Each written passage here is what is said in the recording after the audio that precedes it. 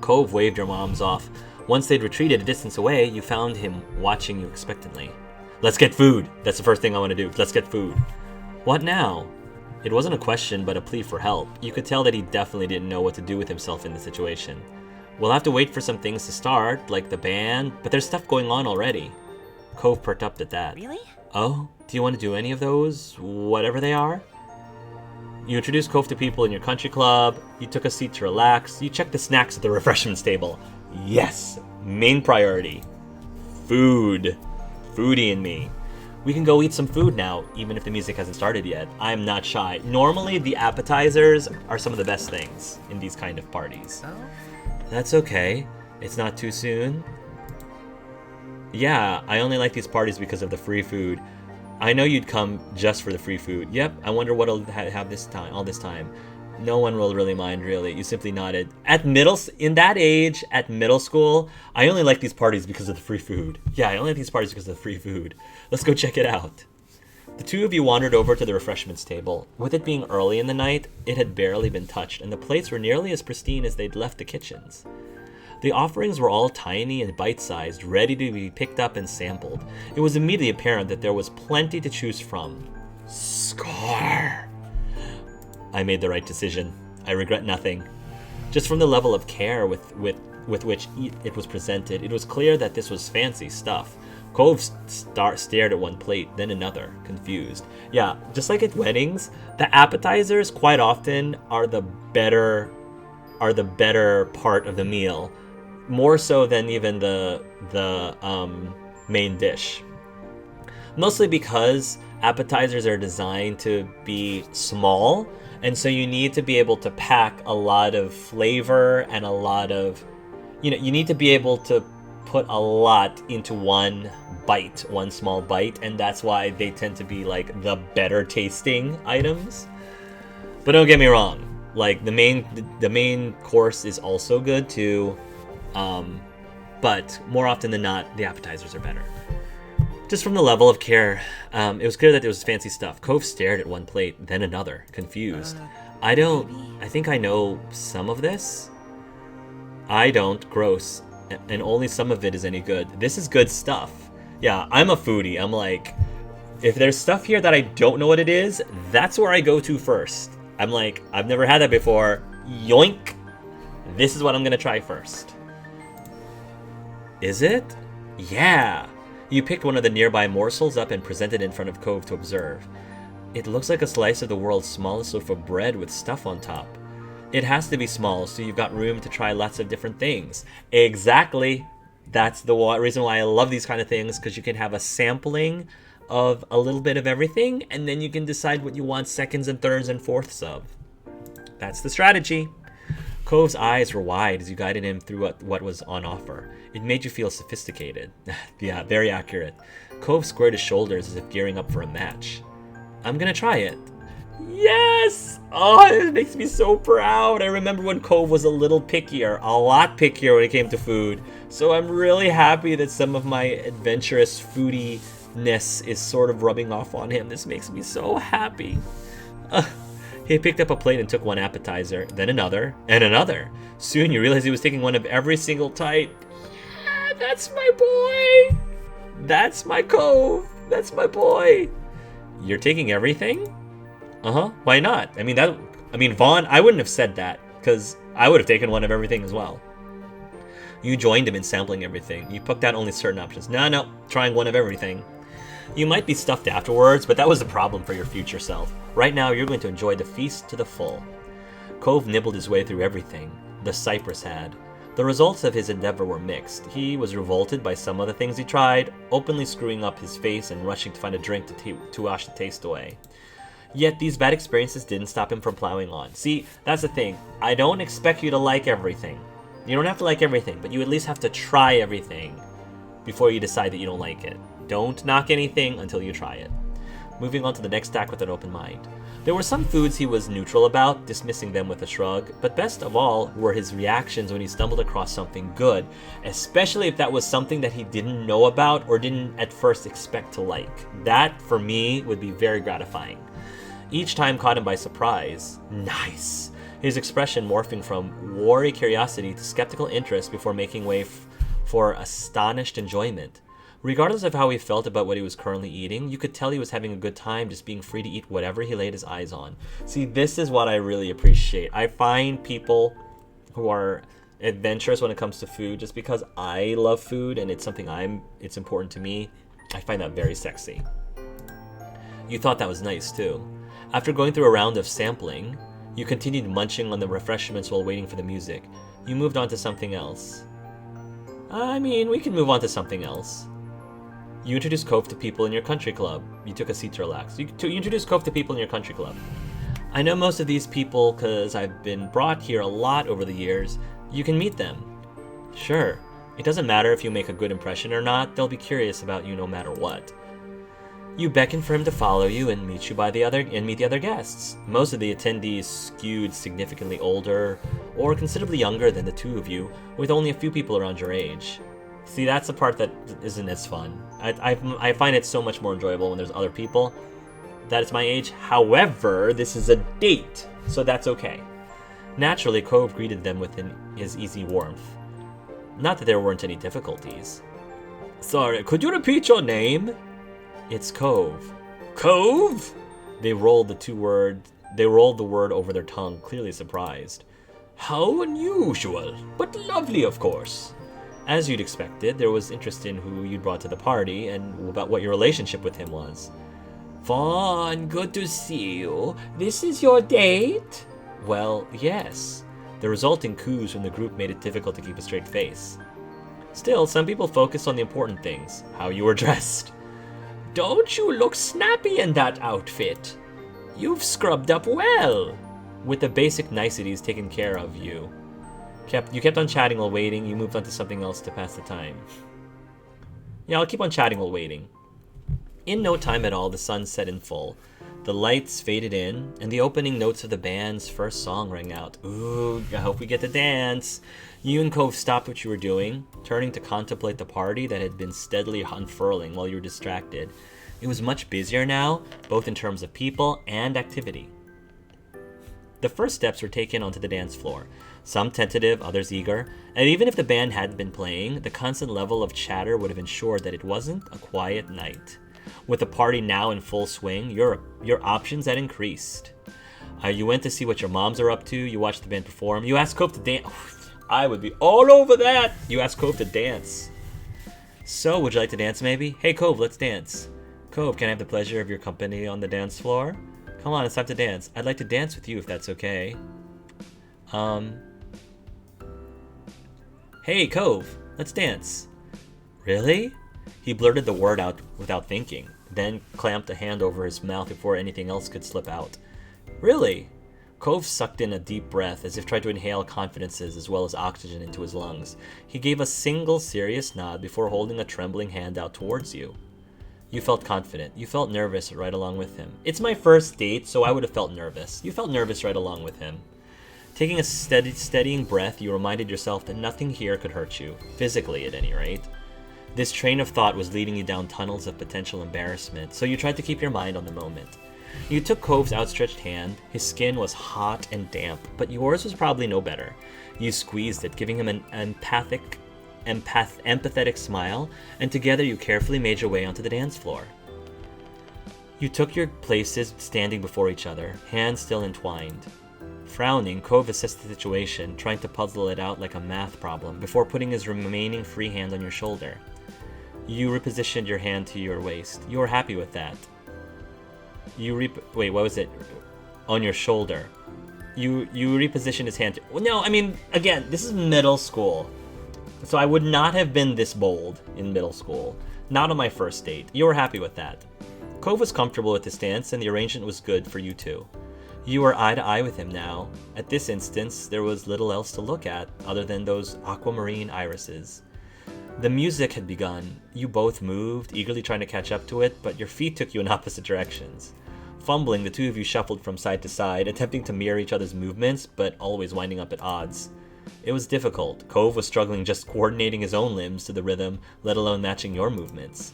When Cove's foot ghosted over yours, it was decided to be safest for everyone if you simply swayed to the tune. You rooted yourself to the floor, your torso gently moving to the sounds. Gratefully, Cove kept his movements small and subtle in the same way. You were distinctively aware that almost all the other dancing couples were men paired with women, unlike you and Cove. It didn't bother you. I would say it made me feel a little uneasy. I was not that confident, especially not back then. I like how the game is also addressing that. Very cool and very thorough of the game. Catching you checking around for reactions, Cove smiled sympathetically and whispered low enough that no one else on the floor could hear. Are you okay? Do you want to stop? No, I want to keep dancing with you. All was fine for a little while. You weren't going to win any dancing accolades with Cove, but that didn't matter when you were treasuring just being so close to him. Cove stepped out of sync with the music, knocking against you. He flinched back, nearly pulling you over in the process. You took a hand from him and held it up, halting proceedings so you could both get your bearings once more. We should have stuck to the hokey pokey. It's okay. Dancing is harder than I thought. I'm signing up for dancing lessons. You quietly took a break. It's okay. Instead of fully accepting the reassurance, Cove looked off. Thanks. Then you took Cove's hand once more and gingerly resumed swaying to the music. Cove reluctantly followed suit, his steps small and apprehensive. He mumbled something quietly. This is a long song. Oh, I know he didn't intend it to be funny, but I don't know. Something about that was so hilarious. You weren't sure how to take that, whether it meant that something was wrong, or if Cove didn't really like dancing, or if he didn't like dancing with you specifically. It made the last couple of minutes of the song uncomfortable as you weighed up what to do and what to say to Cove. When the musicians laid their instruments down, Cove dropped your hands as if they were burning him. He trailed off the dance floor as quickly as he could without breaking into an outright run. When you caught up, he said nothing. You tried to get him into doing something else, but eliciting anything from him now was impossible. You focused over Cove, wondering how he was finding the evening. He sighed. It was so quiet and unobtrusive that you couldn't have caught it if you hadn't been watching him. His gaze was roaming. With how far away his eyes seemed, whatever he was searching for couldn't be found at this party. He turned to face you before you could say anything. I want to sit down. We can do that. Cove began to move, and you instinctively followed him. Yet instead of taking a seat at one of the many free tables as you'd expected, Cove ignored them as he purposely strode out of the party area. Where are you going? Your call didn't seem to register with him as he continued forward, out onto the greens of the golf course. You went after him, trying to watch out for the uneven ground underfoot. The clods of earth dislodging in games of golf were perfect for snatching unwary feet, even in daylight. Up ahead, Cove didn't appear to have had any difficulty traversing the uneven land. Aww. He settled down on one of the little hills of the golf course. You joined him, still unsure over what was going on. Are you alright? And why are we here? What's wrong? Why'd you drag us out here? Look at us breaking the rules. You didn't say anything. What's wrong? Cove started as if he'd acted on instinct, and your question had brought him around to reality again. Sorry. Oh, sorry. And it's okay. You can go back to the party. You didn't budge from your spot. I mean, he's my date. I wouldn't leave my date. You didn't budge from your spot. From here, the party was just a glowing haze in the distance. You didn't want to leave him behind. You were glad to take a break. No, I don't want to leave him behind. I'm not going to leave you here, and I'm not going to drag you back if you don't want to. Oh, thanks. Now that Cove was more at ease, you tried to find out what had caused him to take flight in the first place. Even thinking the words pained you, but you had to know the answer. Did going to the party with me make you uncomfortable? Logically, you knew that the issue was likely the activity rather than your company. Your heart strained with the worry that you had been at fault, though. Was it because I made you dance? His abrupt departure from that was another indicator that something had gone awry. What? No! He shook his head empathically. It's not anything I did tonight. It's definitely not anything you did either. Relief overcame you. You suspected as much, but with this being your very first date, it was hard to be sure. Cove attempted to fill in the gaps of understanding. I don't want to think about going back into the party. I just feel ready to go home. To your home planet? Don't try running that far. You kept quiet. I'm sorry you're not having fun anymore. I'm sorry you're not having fun anymore. Cove stared off, and his words just felt just as distant. It's okay. Cove sat there quietly, gazing out into the shadowy hills and valleys of the golf course. A comfortably warm and wind rustled between you, tousling his hair.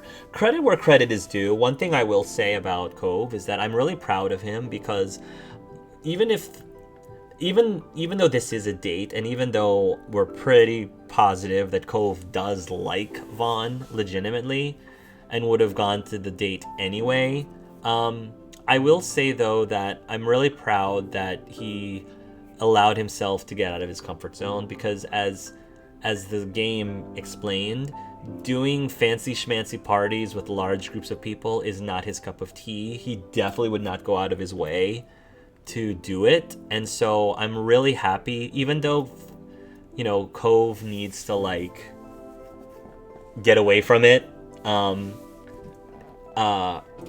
I think it's admirable that he came and stuck around for as long as he did, because I totally understand that for introverted people, they get their energy. Most introverted people, I think, get their energy when they're alone, and being with a group of people can tire them out. Whereas for me, being around a group of people energizes me, as I said. It doesn't tire me out. That's where I get my energy from. But I understand that, for Cove, that's not the case. It's quite the opposite. It can be very, socializing with a lot of people can be very strenuous and be very exhausting. And so it's natural and understandable that he wants to, go home now. It was so far away from the hubbub of the party, you could even make out the quiet sound of crickets chirping. This is kind of like how we first met. Do you remember? Yeah, of course I do. How could I forget? No, of course I do. You liked him from that very first day. It's so weird. That was a long time ago now. You thought back to the day when Cove first arrived in the neighborhood. You had run away from Mr. Holden, taking solace in the hills behind your house. That had been late, too, on a clear night like today. Looking at the sky, you wondered if the stars that were looking down were the same ones as then. Cove's face was brighter, though you could still see signs of the strain that had caused him to depart from the soiree.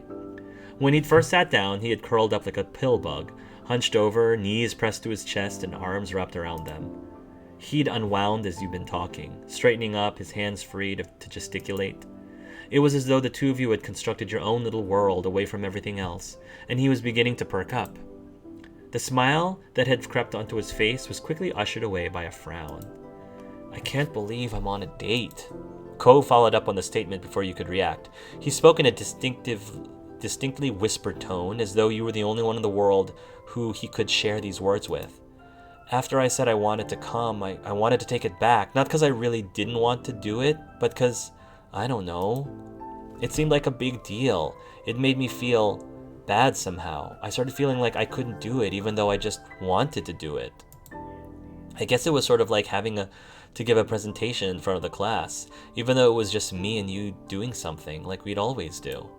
He charged on, his words streaming out. I still could do it, because thinking about not being there and you and what you might think if I did take it back made me feel way worse than whatever else I had felt. See, this is why I'm so proud of Cove. I'm sorry.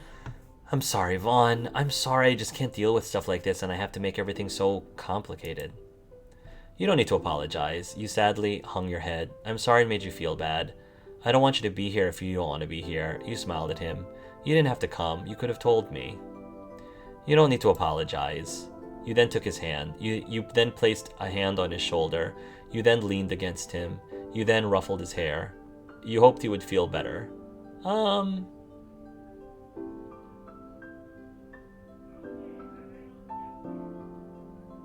It's between leaning against him and ruffling his hair, because I feel like ruffling his hair would be really fun, but I also like the closeness of leaning against him.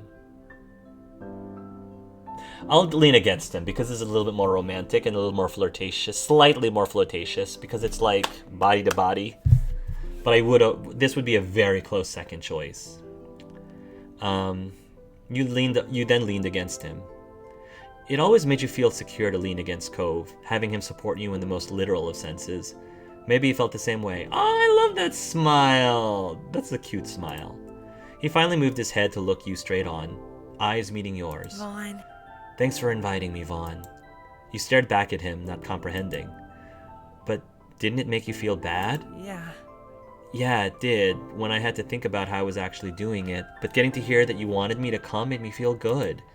He flushed and had to break the fragile eye contact made. I mean, I mean, I want to keep doing things with you, no matter what, even if I feel weird sometimes. I don't want to stop being there. I don't want you to stop wanting me there. That's so sweet. Because when I do whatever it is for real and you're with me, it all feels better in the end. It always does. That's so sweet. I'm really, like, I know I totally get that I was giving Cove a hard time before, but it it was coming from a good place. And like, I just felt that Cove had the ability and the potential to be a happier person. Yeah, I think he had the potential to be a happier person. And maybe I went about it the wrong way. Maybe I could have been a lot more encouraging. I could have been a lot more empathetic. I could have been a lot, I could have been a lot more supportive. Totally get that, 100%. I know that, I think Red Cloud wrote a very eloquently written comment on one of my previous videos, and I'm so glad that you did, Red Cloud, because it was a really awesome, like, eye-opening, like, message, and it was very, like I said, very well written, very eloquent, very honest and genuine. And so this is the reason why I really enjoy being very open and honest when I'm doing these Let's Plays. I purposely speak what's in my head at that time, in that moment, with relatively little filter. Because sometimes I do look back on my videos after the fact, and I look at it and I'm like, maybe I was being a bit too hard. Like, I'm like, maybe I shouldn't have thought that way. And so I get it. I 100% get it. And so I like that people are able to... The reason why it's good that I can be so open and honest and genuine about my feelings in that moment, my gut reaction raw in that moment without giving it a huge amount of thought in that moment, means that people can give some very good feedback, and constructive criticism. And I love that, because I'm hopefully able to get that feedback, think about things, because it did really make me stop and think and put a lot of thought. But I'm genuinely really, really liking Cove, like, at this point in this particular moment, this particular DLC moment. It's really, really helps, I feel, my relationship with Cove to be stronger. And I think that I have a much better understanding with him, especially with him as an introvert and possibly as a person who is in the autistic spectrum, which I love. And so this is exactly what I was going for. I was trying to go for, like, some evolutionary process, not just with Cove. Sorry if I've been saying Vaughn this whole time. Not just with Cove, but with me as well, as a person. Like, seeing how I want to be able to give this chance for me to grow as well and be a happier and more pleasant or more supportive person, you know? Cove stood up without a warning. Support gone, you threw out an arm to catch yourself from toppling over. At that point, you didn't have much choice but to join him on your feet. What was that? Hey, give me a warning next time. What's up? You tilted your head in an unspoken question. What's up? Cove smiled awkwardly, brushing some grass off the side of his pants. Wanna dance with me? Oh, that is so cool! You already danced with me. I didn't think you had a good time. It's a dance party, right? And I think... He trailed off, brow furrowed as he was trying to figure out the answer himself. Nodding slowly, he continued. I think I want to dance with you again before it's over. With the only words he had to explain gone, he just held up his hand to you. His expression was soft. I want to dance with you too. No thanks, you nodded quietly. You shook your head. I want to dance with you too. Then you reached for his hand and took it in yours. You returned hand in hand, with the party reaching the end of a long evening. Dancing couples had become scarce. One pair among many were hard to notice, but now the space around you would act as a spotlight. Not that there were many left to watch you. He was still at ease, even buoyed by the dissipated crowd. This time there was a spring on his step as you walked onto the dance floor together. I don't know, I kind of feel like I'd be even more nervous with less people because you're more exposed.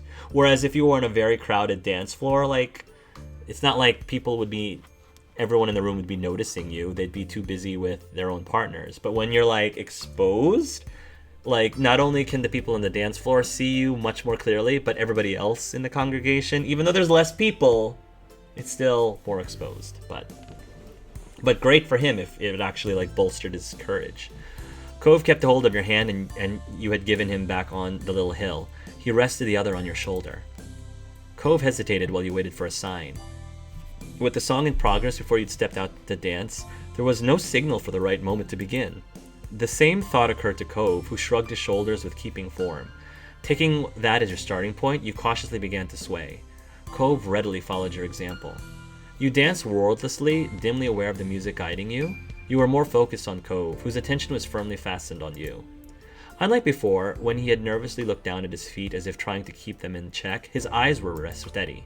He didn't even allow himself to be shaken when your knees knocked against each other and you both briefly fumbled your steps. Instead, he chuckled, and it was as soft as the roll of the morning tide. His lips curved into a shy crescent. You had been drifting into a dreamlike state, but that expression, one that you've never seen before, pinned you back to reality. Your heart was caught in a clinch, held tight and yet straining with the effort of thumping harder than it had after any moment of physical exertion. As if in response, his hand began to hold yours with increased strength. He pulled you ever so slightly more towards him. Thoughts about what it meant or what might happen when it was over eased, and the both of you were able to simply have this dance. Time fell away as you took in the small moment. All too soon, the song reached its conclusion. You could have continued quite contentedly for some time more. You stilled, one hand of yours in his. Cove showed no sign of moving either. It was hard to let go. You heard your name called out, and that brought the dance truly to an end. You both spun to find Mom yelling for you and Cove. Beside her, Ma was shaking her head. Sorry. It's time to go home, Lani. I had to get hold of them somehow. What did you want me to do, sneak up on them? Her chosen method was admittedly better than that. You still winced at how dazed you'd been when she'd announced her arrival. Cove looked so embarrassed that you seriously worried about him fleeing again. This time you didn't think he'd stop until he was out of the grounds. Despite Cove's reaction to the scene with your moms, to you it had been a perfect ending to the evening. You were so glad you got a chance to dance with Cove once more before the night was over. And it definitely was over now. You didn't need to say anything to Cove. The two of you marched wordlessly over to your parents, who were still bickering playfully. Standing shoulder to shoulder, oh, I'm glad he's smiling again. Standing shoulder to shoulder, your parents surveyed you and Cove. You wondered if they were checking that they were returning Mr. Holden's son in the same state that he'd left the house. So? That was quite a night, huh, gang? Wasn't it just? Cove managed a self-conscious smile. Yeah. Ma was smiling too, with an expression so soft it could have cradled a newborn chick. Well?